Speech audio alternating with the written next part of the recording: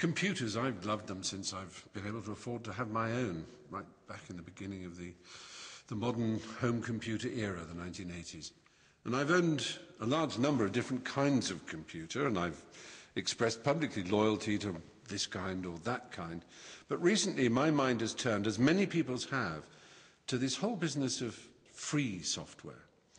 And there's a lot of confusion about what this means. And I'd like to help clear it up, because this happens to be a year of celebration, and I want to help us all celebrate it and to look forward to the future of free software.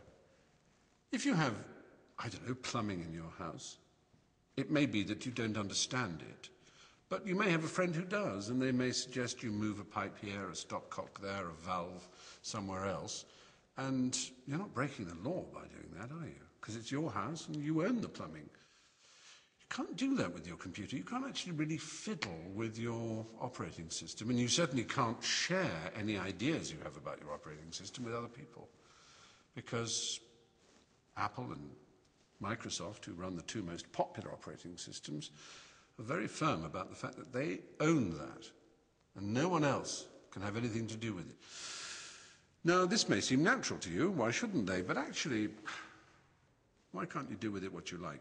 And why can't the community at large alter and improve and share? That's how science works, after all. All knowledge is free, and all knowledge is shared in good science. If it isn't, it's bad science, and it's a kind of tyranny.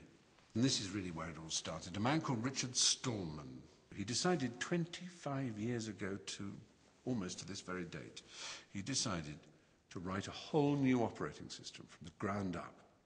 He called it GNU, which stands for GNU is not Unix, because it isn't. It's similar to Unix in many ways, but every element of it, every module, every little section of the code, and it's a gigantic code because it's to run on many, many platforms, is run by the community, is run by coders out there who are welcomed into the GNU community to help improve the software. Every distro, as they're called, every distribution of GNU is tested and worked upon and refined by people whose only interest is in creating the perfect operating system that can be used across the spectrum of platforms by as many users as possible. Now, there came a time when the kernel, which is the sort of central part of an operating system, needed to be written, and a man called Linus Torvalds, of whom you may have heard, wrote the kernel, and it was named after his name, Linus. It was known as Linux, or Linux, as some people pronounce it. And Linux is the kernel that runs within GNU. And I'm here, as it were, simply to remind you that GNU and Linux are the twin pillars of the free software community. People who believe, and this is the important part, that software should be free, that the using community should be allowed to adapt it and adopt it, to change it, to improve it, to spread those improvements around the community, like science. That's basically what it's saying. In the same way that good scientists share everything and all knowledge is open and free, so it should be with an operating system.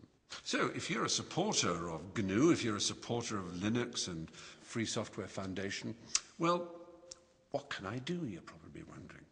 The most obvious thing you can do is use a GNU Linux operating system on your own computer. It's a lot easier than you might think. Go to GNU.org and see if you can find a distribution that suits you. Probably, if you like a good graphical user interface, something like GNU Sense. GNU Sense. You'll see it there on GNU.org. Or, if you're a really smart cookie, you might want to do your own coding. You might want to contribute to the sum of knowledge that makes GNU and Linux what they are. Either way, I hope you will join me in wishing GNU a very happy 25th birthday. Let's do that now, actually. So, happy birthday, GNU. 25 years old.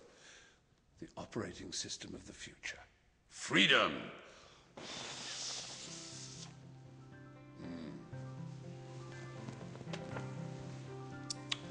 Chocolatey good. The tastiest operating system